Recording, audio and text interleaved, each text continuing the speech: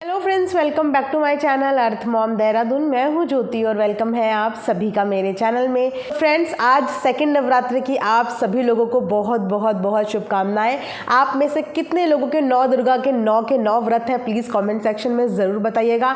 आप जानते हैं कि मैं क्यों रात को स्पेशली सपना से रिलेटेड वीडियो बनाती हूँ, क्योंकि मैं जानती हूँ कि जितनी भी यहाँ पे मैक्सिमम ऑडियंस है वो फीमेल है और दिन भर में घर के बहुत सारे काम होते हैं। नवरात्र के दिन चल रहे हैं तो माता रानी की सेवा, उनका प्रसाद, उनकी हर चीज़, बहुत सारे लोगों ने अखंड ज्योत भी जलाई होती है। तो इसीलिए मैं चाहती हूँ कि सब लोग अपना सारा काम पूरा करके, बच्चों को खाना खिला के, अपना व्रत खोल के, उसके बाद रात को तसल्ली से आके मेरी ये वीडियो सुने, रिलैक्स हों, अपनी बातें यहाँ पे रखें, अपनी बातें यहाँ पे बोलें, जो भी आप रखते भी हो तो बहुत अच्छा लगता है। इसीलिए मैं स्पेशली रात को 10 साढ़े 10 बजे ये वीडियो आप लोगों के लिए रिकॉर्ड करती हूँ। काफ़ी लोग ये भी एक्सपेक्ट करते हैं कि मैं लाइव आऊँ, लाइव में हम सब एक दूसरे से बात करें। तो लाइव जब हम आते हैं ना तो 1-1.5 घंटा आराम से लग जाता है। तो मैं किसी दिन तसल्ली से लाइव आऊँगी और मैं पहले ही आप लोगों को बता दूँगी, ताकि फिर हम लोग लाइव में कनेक्ट होकर एक दूसरे के साथ बात करेंगे। तो आज का रिएक्शन वीडियो बनाने वाली हूँ, बहुत दिलचस्प होने वाला है, क्योंकि कुछ नई चीज़ें सामने आई हैं, कुछ नई चीज़ें पता चली हैं, कुछ हवाओं में बदलाव नज़र आ रहा है और ये बदलाव ऑडियंस तक पहुँचना चाहिए। वैसे तो अधिकतर ऑडियंस मेरे से 2 कदम आगे ही है, उन्हें हर चीज़ पता होती है, लेकिन फिर भी कुछ ऐसी भी ऑडियंस है जिन्हें नहीं पता होती, तो उनको फिर हम वीडियो के माध्यम से बताएंगे, क्योंकि आप सब लोगों का भी जानना, सचेत रहना उतना ही इक्वली ज़रूरी है। तो सिर्फ एक श्राद्ध को लेके कल इतना बवाल खड़ा कर दिया एक लड़की ने, अपने हस्बैंड का श्राद्ध क्या किया, उस बात का बतंगड़ बना दिया। हालांकि इस बात का एक्सप्लेनेशन मेरे कमेंट सेक्शन में कुछ 4-5 इतने अच्छे एग्जाम्पल्स आए थे, इतने अच्छे एग्जाम्पल्स। मैं दोबारा वो एग्जाम्पल्स यहाँ पे अपनी वीडियो में ज़रूर बोलना चाहूँगी, क्योंकि कमेंट्स पढ़ने वाले सारे लोग नहीं होते हैं। तो इसीलिए मैं वो एग्जाम्पल आप लोगों के सामने बिल्कुल प्रस्तुत करना चाहूँगी कि सपना को जज करने लग गए थे कि सपना किस हक से सूरज जी का श्राद्ध कर रही है, अपने पति की इंसल्ट करा दी, बेइज्जती करा दी, अपमान करा दिया, ऑडियो डाल दी और उसके बाद दिखावे के लिए, कंटेंट के लिए, ड्रामे के लिए अपने हस्बैंड का श्राद्ध कर रही है। यही थे ना एग्जैक्ट वर्ड्स, कमेंट्स में पढ़े होंगे आप लोगों ने, और ये वर्ड्स होंगे, इसका मतलब ये विचारधाराएं होंगी कुछ लोगों की। अब उन सब के लिए एक एग्जाम्पल मैं यहाँ पे देना चाहती हूँ, और मैं थैंक यू बोलूँगी आंटी जी का, जिन्होंने ये एग्जाम्पल मुझे कमेंट सेक्शन में बताया।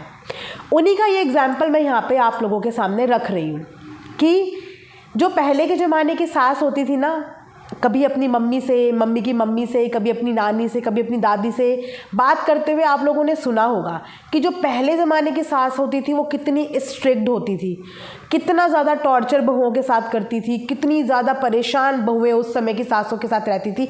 वैसे आजकल भी वैसी सास मिलती है, लेकिन मैं ये बोलूँगी कि अब परसेंटेज काफ़ी कम हो गया है। आजकल की सास जो है वो काफ़ी अंडरस्टैंडिंग है, चीज़ों को समझती है, क्योंकि इन चीज़ों से वो खुद भी निकल के आई होती हैं।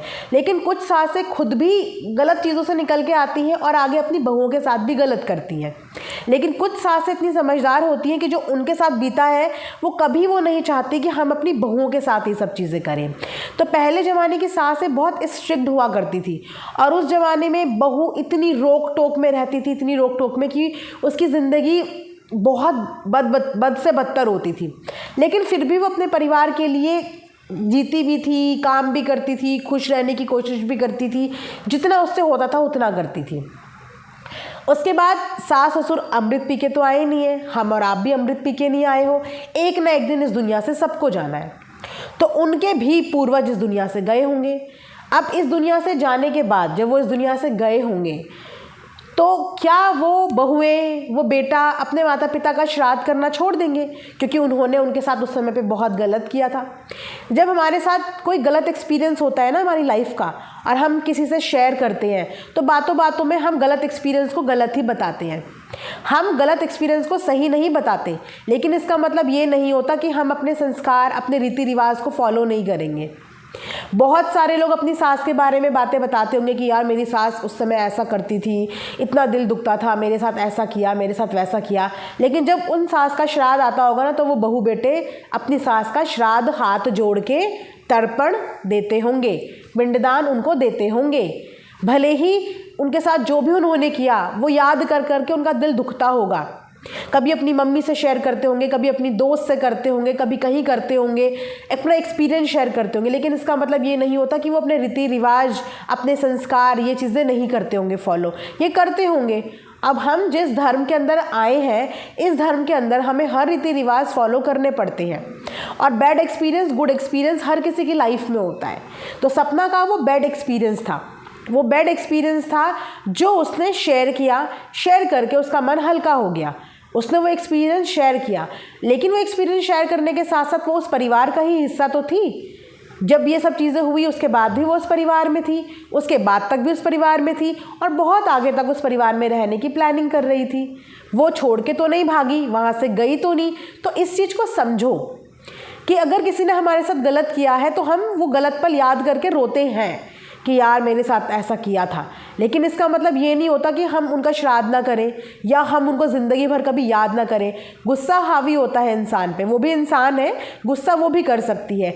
उसकी गलती सिर्फ ये रही कि उसने सोशल मीडिया पे आके बता दी, क्योंकि सोशल मीडिया को हर एक व्लॉगर अपना परिवार बोलता है कि ये मेरी यूट्यूब फैमिली है। और जब हमें वाकई में अपना परिवार आमने सामने नज़र नहीं आता तो फिर हमें समझ में नहीं आता कि हम क्या करें। और ये कमज़ोरी होती है हर एक यूट्यूबर की, हर एक उस इंसान की जो कंटेंट क्रिएटर है या जो सोशल मीडिया पे है। हमें जब भी दुख तकलीफ़ लगती है ना, ऑटोमेटिकली कैमरा आगे आता है कि मैं अपनी सोशल मीडिया फैमिली से शेयर करूँगी कि ये सच्चाई है। जैसे हम अपने दोस्त से, अपने रिश्तेदार से, अपने उनसे करते हैं, वैसे ही उसमें उसने वो शेयर कर दिया। लेकिन इसका मतलब ये नहीं कि वो उनको पूजेगी नहीं या उनको याद नहीं करेगी, वो करेगी, क्योंकि ये हमारा धर्म कर्म का काम है जो हमें करना है, हर हाल में हमें करना होता है। कभी अपनी मम्मी से पूछना आपकी सास ने आपके साथ क्या क्या किया। आपकी मम्मी खुद आपको स्ट्रगल बताएगी और बताएगी कि देखो तुम्हारी दादी मेरे साथ क्या क्या करती थी, लेकिन उसके बाद भी आपकी मम्मी हर साल अपनी सास का श्राद्ध भी करती हुई नज़र आएंगी। तो ये होता है। इस चीज़ को एक बार अपने से रिलेट करके देखा करो तो आपको सारे सवालों के जवाब खुद मिल जाएंगे। ये कहानी घर घर की है, हर घर में ये कहानी होती है कि हम अपना बैड एक्सपीरियंस शेयर करते हैं, लेकिन उसके बाद हम उस इंसान को श्राद्धों के समय अच्छी चीज़ों के लिए अच्छा भी बोलते हैं। अगर गलत चीज़ों के लिए गलत बोलेंगे तो कुछ अच्छी चीज़ें भी तो करी होंगी, उन अच्छी चीज़ों के लिए उनको अच्छा भी बोलेंगे। कोई इंसान 100% तो गलत नहीं होता, उसके अंदर 10, 20, 25, 30% कुछ तो अच्छाई होती है। तो उस अच्छाई के लिए चीज़ें करनी पड़ती हैं, और उनकी सबसे बड़ी अच्छाई उनका अंश है सपना के पास। बेटी स्वरूप अंश है, चाहकर भी मुंह नहीं मोड़ सकती, चाहकर भी करेगी। और अच्छी बात है ना, इस चीज़ में तो आपको अप्रिशिएट करना चाहिए कि कम से कम उसने इस चीज़ की इज्जत तो रखी, वो चीज़ें करी तो। वरना यहाँ पे बहुत सी ऐसी लेडीज़ हैं जो कहती हैं कि सास ससुर करेंगे, अपने पति का खुद तक करने को तैयार नहीं होती हैं। यहाँ पे उसने कम से कम ये जिम्मेदारी समझी, तो जितना उसको समझ में आया, जितना वो कर सकती थी उसने अपने एंड पे उतना किया, जो कि ठीक किया, अच्छा किया। अपने बच्चों को सिखा रही है, अपने बच्चों को बताएगी कल को ये तुम्हारे पापा हैं। अगर वो नहीं समझाएगी तो बच्चों को कल को कैसे पता चलेगा। आज से, अभी से सिखाएगी तभी तो बच्चे आगे चल के सीखेंगे, उन्हें कुछ पता चलेगा, उन्हें संस्कार मिलेंगे हमारे। तो वो संस्कार वो अपने बच्चों को दे रही है, गलत नहीं कर रही है, अपनी तरफ से अच्छा कर रही है। उसका वो गलत वक्त था उस समय पे। आप एक ही गलती के लिए एक इंसान को 100 बार सज़ा नहीं दे सकते। एक गलती की सज़ा एक ही बार मिलती है, बार बार आप उसको उसकी गलती की सज़ा नहीं दे सकते हो गया जो होना था, कर दिया जो करना था। प्लीज़ अब नए सिरे से उसे देखना और समझना शुरू कीजिए। आप भी इंसान हैं और हम भी इंसान हैं। आप लोग उसकी कंडीशन एक बार महसूस करके तो देखिए, आपके रोंगटे ना खड़े हो जाएं तो तब बताना। एक बार फील करके देखिए, उस जगह पे रोंगटे खड़े हो जाएंगे, सोच भी नहीं सकते। सो प्लीज़ माफ़ करिए और आगे बढ़िए, उसको भी आगे बढ़ने दीजिए। अब यहाँ पे मैं एक वीडियो देख रही थी, इनके पड़ोसी, आप में से बहुत लोग जानते भी होंगे, तो उनके पड़ोसी जो उनके ससुराल वालों की कुछ कुछ वीडियो क्लिप्स डाल रहे थे बीच में। मैंने तो स्टार्टिंग में ही देखी थी, जिस समय पे उन्होंने जैरी वारी डाली थी, उसके बाद मैंने नहीं देखी।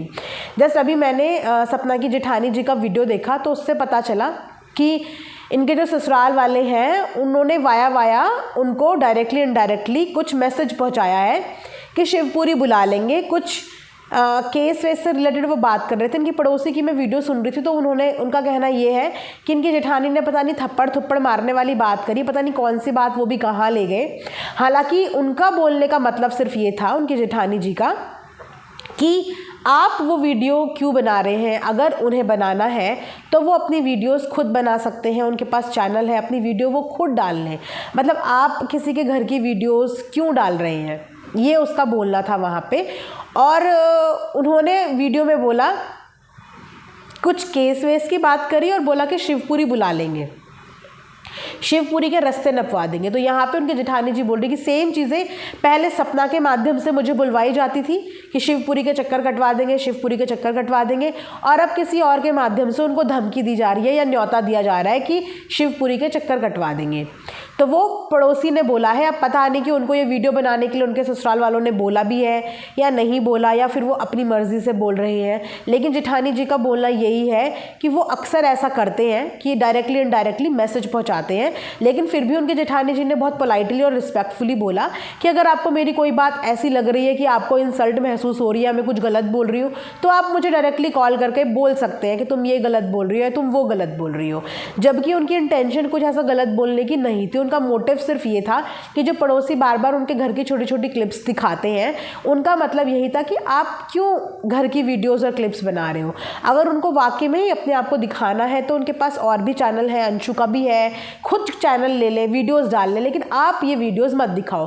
क्योंकि अब देखो, घरेलू पचड़े में ये फंस गए ना, इनको किसी से कोई लेना देना नहीं होगा, ना तो इन्हें यहाँ से कुछ मिल रहा ना वहाँ से, लेकिन वहाँ की वीडियोस डाल डाल के ये खुद कंट्रोवर्सी में आ गए, खुद फंस गए।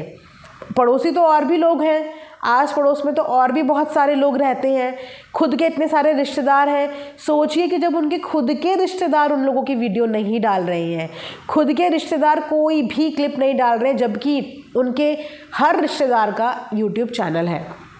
आप जानते हैं, इनके हर रिश्तेदार का यूट्यूब चैनल है, चाहे वो आंटी जी के मायके वालों का हो, चाहे वो अंकल जी की साइड का हो, लेकिन फिर भी घर वालों की कोई भी वीडियो नहीं डाल रहा है, व्लॉग नहीं बना रहा है। लेकिन जब ये पड़ोसी बना रहे हैं तो आपत्ति हो रही है कि जब फैमिली के लोग नहीं बना रहे हैं तो आप बना रहे हो, तो आप फिर कंट्रोवर्सी में फंस गए। क्योंकि कुछ लोगों को ये चीज़ अच्छी लगेगी कि चलो उनकी वीडियो के माध्यम से हमें अंकल आंटी नज़र तो आ रहे हैं, लेकिन कुछ लोगों को ये चीज़ गलत लग रही है कि आप क्यों बना रहे हो, बाकी घर के लोग क्यों नहीं बना रहे हैं, वो लोग खुद क्यों नहीं बना रहे हैं। तो ऐसा कंट्रोवर्सी में देखो, ना चाहते हुए भी इंसान फंसता है, क्योंकि इस समय फैमिली कंट्रोवर्सी चल रही है और फैमिली के बीच में जैसे ही कोई तीसरा बंदा आएगा वो बिना मतलब के पिस जाएगा, जैसे कि ये पिसेंगे। क्योंकि जैसे ही पता चला कि उनके पड़ोसी, आप देखें कि सारे हेटर्स वहाँ जाके इकट्ठे हो गए, सारे हेटर्स किस हद तक कमेंट्स कर रहे हैं। तो उसमें जो उस चैनल की ओनरशिप रखता है, उस कंटेंट की ओनरशिप रखता है, वो बंदा भी ट्रबल में आ जाता है, वो बंदा भी कंट्रोवर्सी में ना चाहते हुए भी फंस जाता है। तो मैं यही बोलूँगी कि थोड़ा सा सेफ खेलो, आपका खुद का चैनल है, अपना खुद का वीडियो बनाओ। अगर शौक़ है, अगर शौकिया तौर पे कर रहे हो तो अपना खुद का बनाओ, लेकिन अगर शौक़ नहीं है, ऐसे ही करना है, तो जैसा आपको ठीक लगे। हर कोई इंसान समझदार है, अपना अच्छा भला बुरा सब समझ सकता है, जो जैसा करना चाहता है भैया कर ले। सोशल मीडिया तो सबका है, लेकिन बस अगर कंट्रोवर्सी नहीं चाहते तो कोई भी कंट्रोवर्शियल चीज़ें मत दिखाओ, वरना जितने मुंह उतनी बातें तो होंगी और कोई इन बातों को रोक नहीं सकता। मुझे तो बिल्कुल भी नहीं लगता इस चीज़ का कि उनके जो इन लॉज हैं वो बिल्कुल भी वीडियो बनाने या अपने आप को दिखाने, इन सब चीज़ों में इंटरेस्टेड है। मुझे नहीं लगता, क्योंकि वो पहले से ही व्लॉगिंग वगैरह में इंटरेस्टेड नहीं थे। जब तक तो थे, जब तक उनके बेटे थे, लेकिन उसके बाद से वो वीडियो व्लॉगिंग में कुछ ज़्यादा खास इंटरेस्टेड दिखे नहीं, है ना। तो मुझे नहीं लगता। वो अलग बात है कि ये बनाते होंगे ताकि ऑडियंस डिमांड कर रही है। ऑडियंस तो बहुत कुछ डिमांड करती है, अगर हम उनकी सारी डिमांड पूरी करने लग जाएं तो फिर थक जाएंगे, लेकिन डिमांड ख़त्म नहीं होगी।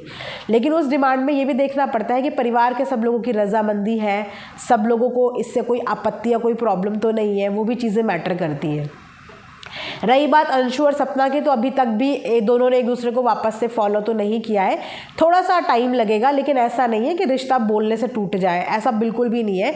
2-4 दिन लगेंगे, लगता है नए में, लेकिन दोनों को जब अपनी अपनी चीज़ें रियलाइज़ होंगी तो दोनों के दोनों ये चीज़ें ख़त्म भी कर देंगे। अभी ताज़ी मैटर है और ताज़े मैटर में इंसान को ज़्यादा बुरा लगता है, लेकिन इसका मतलब ये नहीं कि सपना वाले अंशु को गलत बोलने लग जाए और अंशु वाले सपना को गलत बोलने लग जाए। दोनों में से कोई भी अपनी अपनी जगह गलत नहीं है। दोनों ही अपनी जगह बिल्कुल सही है, बस थोड़ा सा वक्त की हेर फेर है, थोड़ा सा 4-5 दिन निकल जाएंगे, दोनों एक अच्छे स्टेट ऑफ माइंड में आ जाएंगे, चीज़ों को और अच्छे से समझेंगे, तो उसके बाद दोनों वापस से नॉर्मल हो जाएंगे। और ये भी हो सकता है कि सपना ने जानबूझकर भी डिस्टेंस मेंटेन किया हो ताकि अंशु अपनी फैमिली के क्लोज चली जाए और थोड़ा सा जिस लाइफ को अब उसे आगे जीना है उस लाइफ में मिंगल अप हो जाए, उस एनवायरनमेंट में ढल जाए, वरना वो ना तो वहाँ ढंग से रह पाएगी, बार बार सपना को याद करती भी रह जाएगी, क्योंकि सपना जितनी दूर तक सोचती है ना, शायद हम लोग उतना सोच भी नहीं पाते।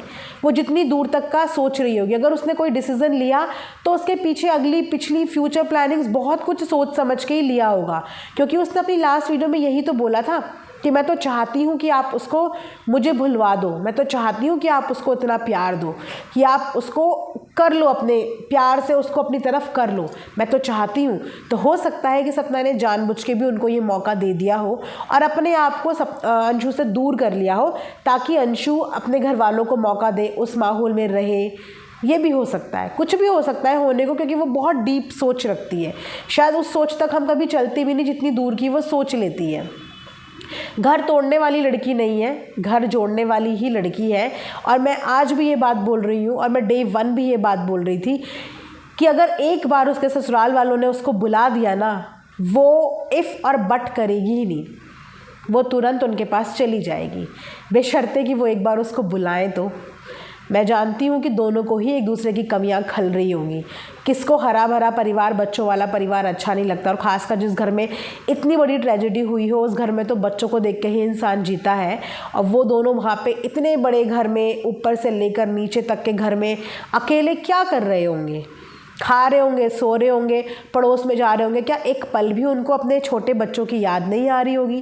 क्या एक पल भी उनको अपनी बहू की याद नहीं आ रही होगी? उसके हाथ की रोटी, उसके हाथ की चाय, उसके हाथ का एक गिलास पानी, उन बच्चों की किलकारियाँ, उनका खेलना कूदना, नाचना गाना, कुछ याद नहीं आ रहा होगा उन्हें? ऐसा हो सकता है कि याद नहीं आ रहा होगा। पता नहीं, बहुत सोच के भी अजीब सा लग रहा है ना कि कैसे याद नहीं आ रहा होगा, इतने बड़े घर में 2 लोग कैसे जी रहे होंगे अकेले अकेले। और यहाँ पे सपना की वीडियो की एक और मैं बात करूँगी यहाँ पे, क्योंकि बीते दिनों में आपने देखा था कि सपना की जो मम्मी थी वो भी बड़ी गुस्सा हो रही थी, क्योंकि उनकी बहू को भड़काने की बहुत कोशिश की जा रही थी। और ये भी बोला जा रहा था कि खुद इतने तरीके से रहती है और घर की बहू को इतना इतना घूंघट डाला हुआ है। पढ़े होंगे ना आपने भी वो कमेंट्स, मैंने भी पढ़े थे कि नीतू की तो ये हालत करी है, बेचारी इतना लंबा लंबा घूंघट डाल के रखती है। उस समय पे भी मैंने वीडियो बनाई थी, बहुत से लोगों ने शायद देखी होगी, बहुत से लोगों ने नहीं भी देखी होगी। उस समय भी मैंने यही बात करी थी कि जैसा देश वैसा भेष। जब तक सपना अपने ससुराल में रहती थी वो भी घूंघट निकालती थी, वो भी सारा सारा दिन साड़ी पहन के घूमती थी, वो भी सर पे पल्ला लेती थी। और आई थिंक वहाँ की सब बहुएं ऐसा करती होंगी, जिसका जैसा देश वैसा भेष करना पड़ता है। मैंने तब भी यही बोला था, नीतू का वो ससुराल है और नीतू इस समय सारे ससुराल वालों के बीच में रहती है। उनकी सास से पहले भी बोला हुआ है कि हमारा जो परिवार है वो जॉइंट फैमिली है, सब एक साथ आजू बाजू रहते हैं। तो वहाँ पे आपको कुछ चीज़ें फॉलो करनी पड़ती है और वो फॉलो करने में उसकी खुद की खुशी भी नज़र आती है कि उसको खुद भी अच्छा लगता है, वो खुद भी कंफर्टेबल फील करती है। एक होता है कि इंसान डिस्कम्फर्ट हो रहा है, एक होता है कि इंसान आदत हो चुकी है, हमारे रिवाज ही यही है, हम कर रहे हैं, हमारे घर में हमारी भाभियाँ कर रही होंगी, यही सोच के वो कर रही है। अब वो सपना के पास आई है तो क्या अब भी वो सर पे घूंघट लेके घूम रही है? अब वो सपना के पास आई है तो क्या अब भी वो सूट सलवार और घूंघट में घूम रही है? पहन रही है ना ट्राउज़र टी शर्ट, पहन रही है ना लोअर टी शर्ट, रह रही है ना घूंघट फ्री। तो ऐसा नहीं होता। उस समय आपने उनके घर की बहू को जज करना शुरू कर दिया था, सपना से डायरेक्ट कंपेयर करना शुरू कर दिया था। अब वो सपना के पास आई है तो वहाँ पे वो बिल्कुल अपने कंफर्टेबल कपड़ों में है।